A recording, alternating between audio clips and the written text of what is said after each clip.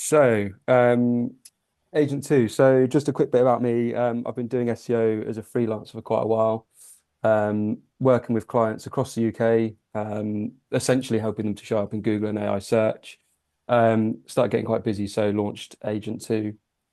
An example of how SEO can work for you when done right is one of our clients in June, we managed to generate them 63 inquiries. The average job value was £200. So just from their organic presence alone, we generated potential revenue of £12,500. So when done correctly, and when you take your time to get it right, then it's better than any other form of marketing, in my opinion. So things that we're going to cover today, AI search. I'll explain how that works, and that naturally leads us into explaining how Google and search engines work. We'll touch on Google business profiles, something called keyword focused landing pages. Don't expect you to understand what that means, but I'll show you and explain what it is. And then I'm going to go through Andy's website. So the first thing we need to look at is how does AI search work? Now, the best way to think about AI search is it's just a different interface than using Google a lot of the time. So you can have conversations back and forth with it, which is obviously different to Google. But when you start going into the realms of find me a cleaning company in Yeovil or find me a television documentary consultant, those things it has to decide to search. So you ask a certain question, it says, I can't just respond to this. I need to search the web for it. And it generally uses Google or something like Bing. And then it will search Google for what you've asked it about. But it doesn't just search it using that one query. It breaks it down, called a query fan out, into 10, 15, 20 different versions, and then does a load of research all at the same time. Then once it's found that, it brings it all back, summarizes it, and then gives you one answer. So in a nutshell, that is exactly how AI search works. So in order for us to know how to optimize for AI search, really, we need to know how to optimize for Google and search engines. So a really basic explanation of search engines, you publish a page on your website, but Google doesn't immediately or automatically know what that page is about. It doesn't even know it exists. So then what you have to do is you can submit it to Google for them to crawl it, but at some point it has a bot or a spider and it crawls that page and reviews it and understands what it is. Once it's done that, it will assess it and say, does this page meet our criteria to be indexed in the Google index? An easy way of thinking about how Google works is just one massive filing cabinet, and all the content in the web is submitted to it. It's put into the relevant file or folder.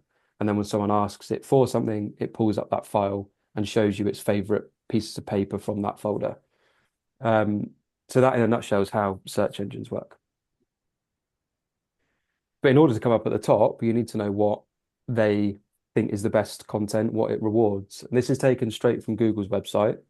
So Google's automated ranking systems are designed to prioritize helpful, reliable information that's created to benefit people and not content that's created to manipulate search engine rankings. So the best way to think of that is whenever you create a web page, just think about the user experience and think, is this answering what that person is searching for at the time? And if you do it that way, the chances are you'll get it right. But we do have to ask the question, what does Google use to decide if something is helpful and reliable? So there's something called EAT, EEAT, and it essentially stands for does your website and your content have these things? Experience. So, Dominic, your example on your website, does it show that you have experience in the industry that your website is about? And then it goes on to say, do you have the relevant knowledge and skills in relation to what the industry and business is about? So that they're two things that you can put onto your website and get those boxes ticked. So in terms of expertise, if there's qualifications or case studies and things you've been involved in, if that's on your website, that ticks the experience and expertise thing. Then it looks at authoritativeness. And what that means is how many other websites are talking about you as a business and how many are linking to your website.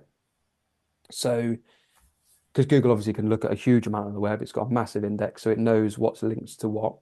So if I'm going to, forgive my ignorance here, but for example, if the BBC were linking to your website, then Google would see that as, okay, you must be an authority then on this topic because you've got a really high authority website. And, Google trusts the BBC's website. So therefore, you must have authority. The more of those relevant links you get, the higher that score is basically.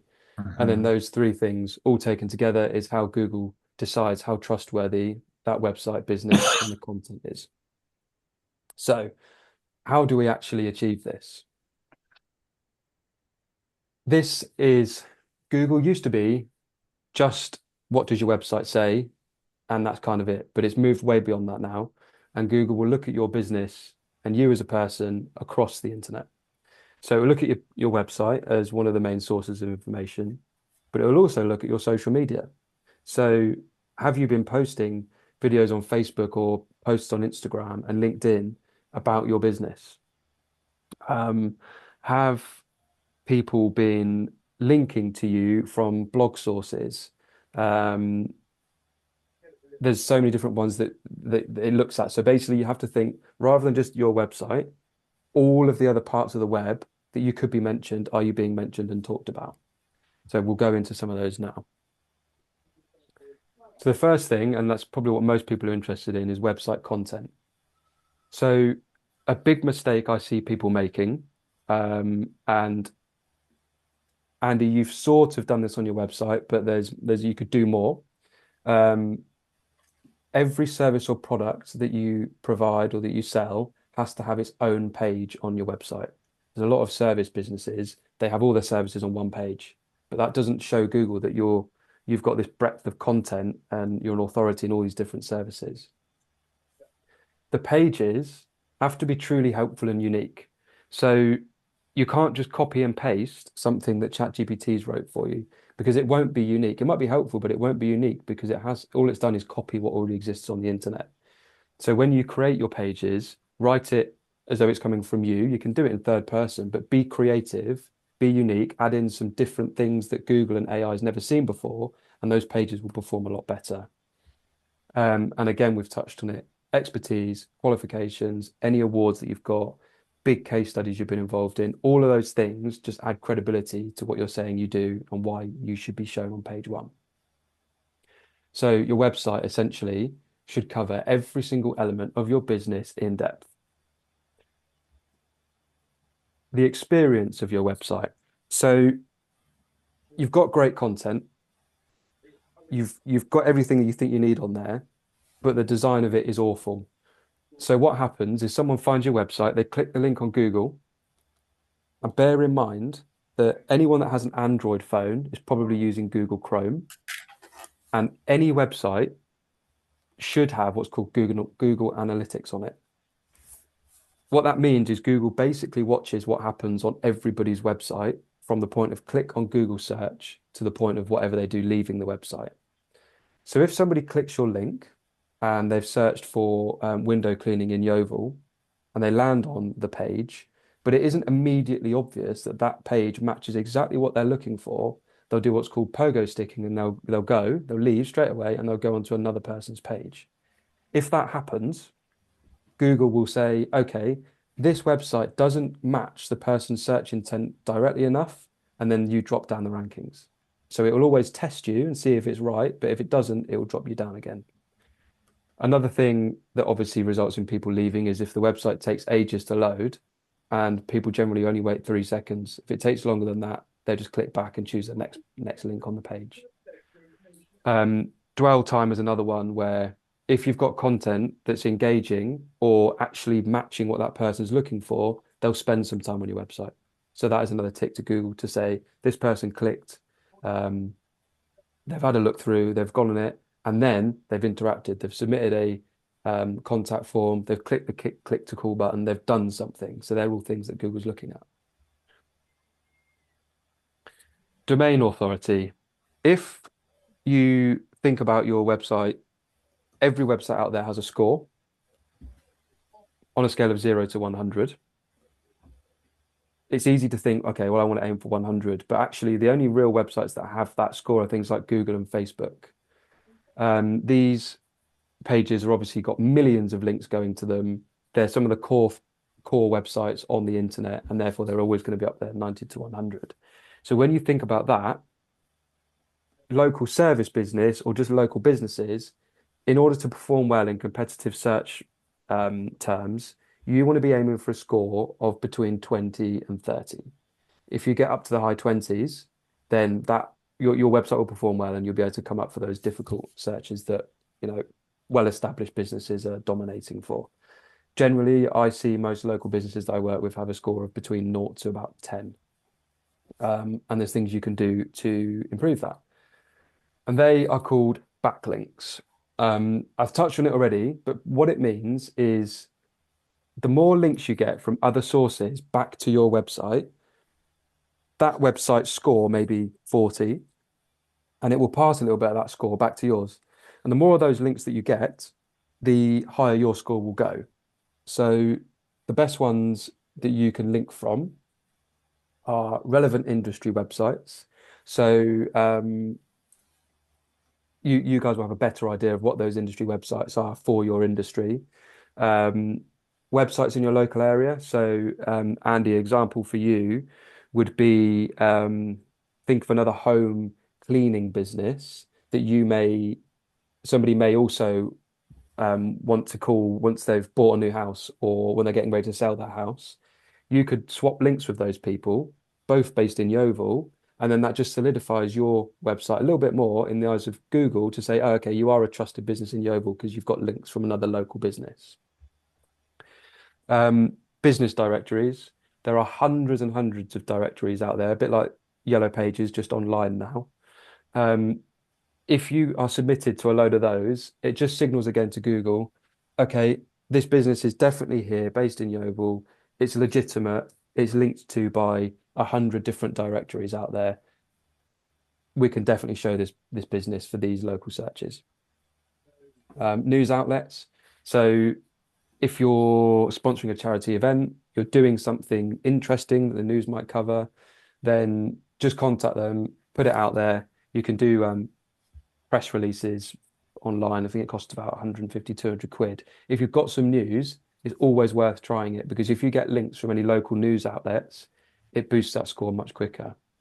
And then the other one is relevant blogs. They're dying a little bit because of AI, but if you've got somebody who's super niche blog in your industry and they're happy to write a piece about you, then they link back to yours, maybe chuck them 50 quid or something, is all will help to build that knowledge graph we touched on earlier, all these different links going back to your website. And if you're wondering what a backlink is, this is one we did for a client. And there's the link there. It's for an estate agent, and it's that link goes back to their website. The next thing Google looks at is user-generated content. Now, this is starting to lean more into AI optimization, but it's important for SEO as well.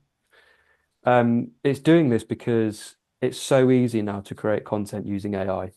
So they've had to think, how do we get genuine content from genuine people, and how can we trust it?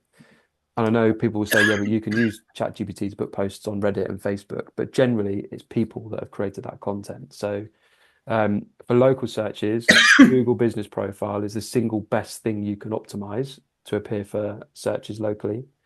And then things like Dominic, I don't know if you're happy to get on camera, but YouTube, if you start posting videos about what you do, AI will cite YouTube because it's one of the top things that it cites. So if someone starts looking for what you provide and it finds a video on it, it will probably pull you out and suggest you. Yeah. Reddit, you've got anyone that's looking for a local service, if they post it on Reddit, you want to make sure that someone's commenting on that, recommending your business because Reddit at the moment it is being taken advantage of, but people that are coming up and posting on Reddit about the businesses and answering questions, ChatGPT and Google AI overviews pull it almost immediately. And then like Facebook. So those things, just think about You want to be creating content on those platforms, and you want people to be creating content about your business on those platforms. So to summarize, in order to rank well in Google, ensure your website thoroughly covers everything that you do and provides all the information your potential customers may need and answer any questions. Satisfy the searcher's intent. So is this page exactly what they're looking for when they type that search phrase in? Provide a good user experience to reduce the pogo sticking, have relevant websites linking to you, and have you and others create content about your business on third-party platforms. That, in a nutshell, is good SEO. So how does this cross over with AI search? The fundamentals we've just gone through, if you apply those properly, AI will naturally recommend you because it loves the user-generated content, and these are the top ones that studies have found its sites, which is Reddit, YouTube, LinkedIn, Wikipedia, Facebook, and Medium. If you haven't heard of it, Medium's like a free article writing platform where people can write about things and then people subscribe to them. Um, Review platforms, especially for local searches, Google business profiles. If someone searches for find me a window cleaner in Yeovil, it will, I'm 100% certain, pull the top three results from the map results, which I'll show you in a minute. News platforms, it trusts them because they're news platforms. If your business is mentioned, even by a local one, some platforms write like what's called listicles, where they'll say the top best cleaning companies in Somerset. If you're in there, it will pull it out, or comparisons of this business versus this business, and it likes that as well. So the last one is exact match search results. So if somebody was to search in Google, in this image you can see here, is Weston-super-Mare a nice place to live? It will search through Google, and we created this post here for the client. Yes, Weston-super-Mare is generally a nice place to live if you want affordable coastal living. But the thing you're looking at is it's pulled it from the client's website here and here because the page title matches exactly what has been typed in there. And I know that's something worth putting in because I did the keyword research, which we'll talk about. Your website.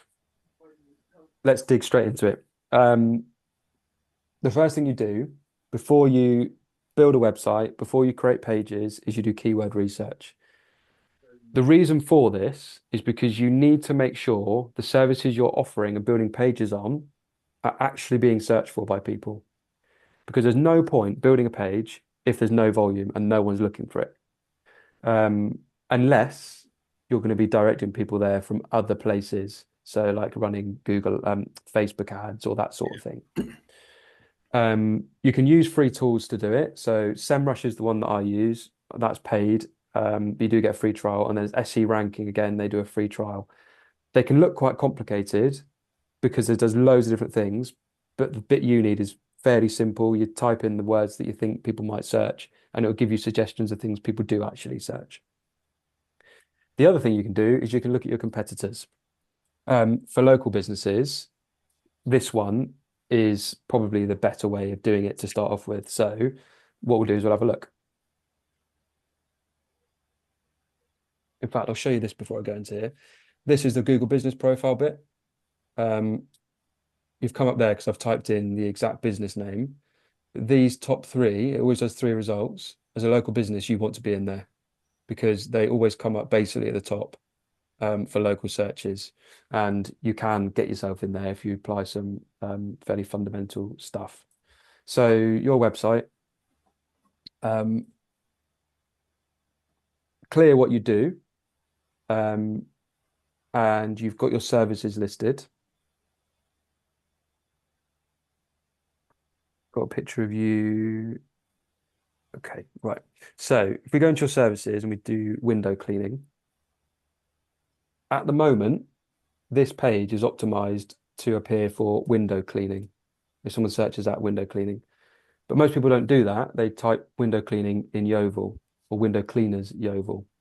And the thing that immediately stands out to me here on this page is I can't immediately see where you're based. So I'm thinking, right, who are these people? And if I'm somebody impatient, no, I'll look for someone else. I can't tell if they're for me or not. So what we do to have a look at the competitor is we'll type in window cleaning Yeovil. This one here is a paid result, which means every time someone clicks there, they have to pay. Um, this one here is the same company paying. And now these three here are the Google business profiles. And Trade Solutions Yeovil, they're at the top because they've got 284 reviews. And they're at the top here. So let's have a look at what they're doing. The reason that page is there, I suspect, is because they've got such a well-optimized Google business profile. Yeah. So this page isn't actually that well optimized to appear for that search term, but because they've done so well with their Google business profile, this is coming up. But interestingly, they've got more in terms of services, and I bet you probably do all of these services. There's an opportunity there for you to build out more pages as a core set of services.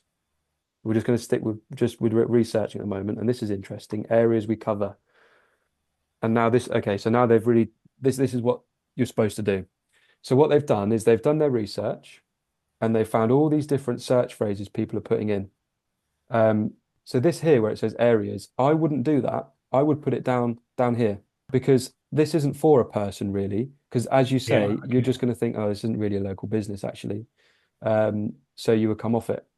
So, but what they've done is fundamentally is right, and they've targeted every single search term with the area. So roof cleaning is all of this. There you go. So you've got roof cleaning, Sparkford. So we'll go through this page whilst we're here. So you might not be able to see, but the URL link right at the top says tradesolutionsyeovil.co.uk/areas we cover /roof cleaning Sparkford. So they've put the keyword, the search term, in the URL. That's the first thing they've done right. The next thing they've done is they haven't quite got it right, but the main heading, the H1 heading, you should only ever have one of those on your website, and it should be exactly what the page is about. That should be a H1, but a roof cleaning Sparkford. The next part is they've put that in the first paragraph, roof cleaning in Sparkford. And another tip you can do, yeah, so they've named this, it's called an alt text attribute, which is whenever you put an image on a website, if for whatever reason that image failed to load, there would be some text there describing it. They've called it roof cleaning Sparkford, which is another little tip that you can do. Um, and then what they've done is they've talked about a little bit about Sparkford, basically. Not hugely, but they've just talked and dropped the word Sparkford in a few times. It's important that you don't stuff the word in loads and loads because that won't work. But if you've got, for example, you've got somewhere you do in Sparkford, you could add a little image of a property in Sparkford and do a really quick case study, like side by side. This is the property we did on this road in Sparkford, for example. Difficult to do when it's so local, but like, are there certain types of property in Sparkford over others? That kind of thing. So that is what they're doing. So we've had a look at the keyword research, and you've essentially found a list of services. But before you touch your website, you need to sort out your business profile. So on your Google business profile, you've got a bit where you can put all your services in. And what you want to do is make sure every single service that you offer on your website is written exactly as it's going to be written on your website. So if you do roof cleaning, call it roof cleaning, not roof tile cleaning. If you do patio cleaning, call it patio cleaning, not jet washing or patio jet washing. So Right. it needs to sound exactly the same and put every service you provide on your Google business profile. And then you can go into each one and you can describe it in more detail. So that's the first thing you do. Once you've decided all the different services you're going to offer, put it in there. And this, for an example, is something that you could do for yours. And then you split them all down. So you make one page, window cleaning commercial, sorry, window cleaning domestic, window cleaning retail, and you create all these different service pages. You're not going to target any specific locations with these. These are just your service pages on your website. As we've touched on, this is how you should structure that page. It should be in your website page name, the meta title, which is this bit. So here you see they put window cleaning in Yeovil. So Yeah. you need to have the keyword in there. And then again, they've put window cleaning across Yovel. So you need to have it in the meta title, meta description. Yeah, so let's have a look at something else they do. Because that's not the best example, to be honest, because it's just because their Google business profile's got them there. Um, Render cleaning Ilchester. Let's see if they come up. There you go, look, right at the top. So that's that page, render cleaning Got you. Ilchester. They've called it render cleaning Ilchester, but to be honest, that's a little bit lazy because what you could do is you could put render cleaning Ilchester, then one of those lines, and then you could put um, a little benefit there, and then another line and active cleaning or something. So then it always looks the same. It's got a bit more of a benefit there rather than just render cleaning Ilchester. Why do you need the render cleaning?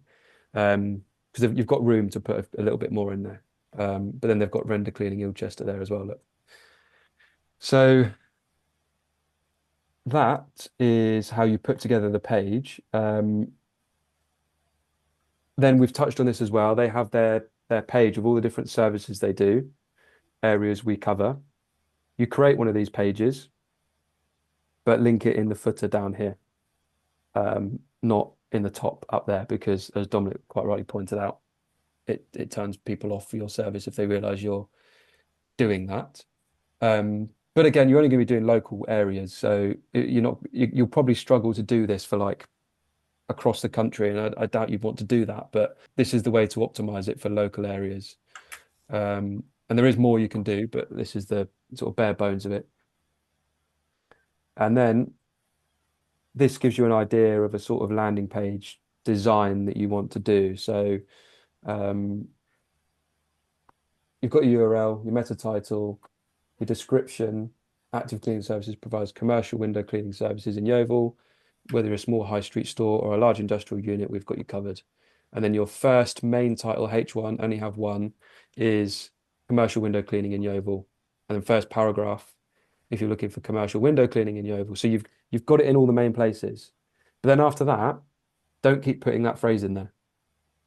Just talk Right. about what you do, talk about the area that you're targeting, talk about your services, but don't feel like you have to keep putting that phrase in there because what you've done there is enough. If you do it loads, Google will just see keyword stuffing and you won't rank well for it. It's a perfect opportunity, right? So find a local cleaning business and find a local carpet cleaning business and say to them, look, I get these.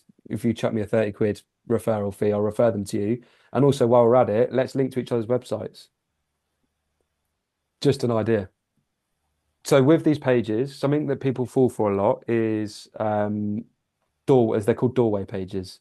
So what you can't do is write window cleaning Yeovil and then talk about window cleaning and then just do window cleaning Wincanton and just change the word. If it's exactly the same, it's called a doorway page and you'll get penalized for that by Google and you'll drop down the rankings. So each page needs to be unique, which is part of the challenge because how many times can you make a page on window cleaning? But if you can do it, these are the things you should do. Types of buildings in Yeovil, location served in Yeovil, businesses you've worked with, reviews from customers in Yeovil, add some of the locations like the Links Trading Estate, embed a Google map, which you can do at the bottom, showing Yeovil. So they're the things you can do, differentiate the pages between each other. And then once you've found your services, found your areas, get building because there's going to be a lot of pages to make. Um, and that is the best strategy for any local business. If you want to come up for any of those local searches, if you're not getting them at the moment, this is what you need to do.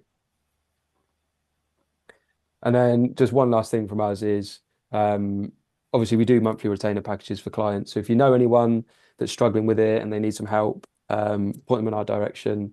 Or if you know any business owners who know their way around a website, but they don't want to pay for someone else to do it for them, then we can produce a plan, basically tell them what they need to do and all the keyword research and stuff. Right, I'll stop the recording and then any questions, go for it.